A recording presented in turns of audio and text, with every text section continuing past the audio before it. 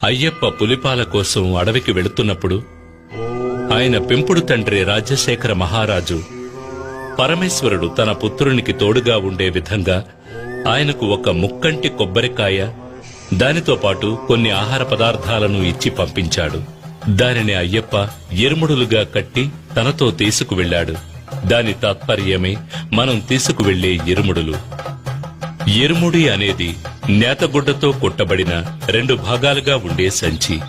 భక్తులు భక్తితో తలపై మోసుకు వెళ్లే ఇరుముడిలోని ముందు భాగంలో పసుపు, కుంకుమ, వడ్లు, అటుకులు, మాళిగ పొరతో అమ్మకు దీపం వెలిగించేందుకు వత్తి, నూనె, తర్వాత ముఖ్యమైన కానుకైన నేతి కొబ్బరికాయ అంటే అయ్యప్పకు అత్యంత ప్రియమైన నైవేద్య పదార్థమైన ముక్కంటి కొబ్బరికాయను తీసుకుని ఒక కంటికి రంధ్రం చేసి అందులో ఉన్న నీటిని తొలగించి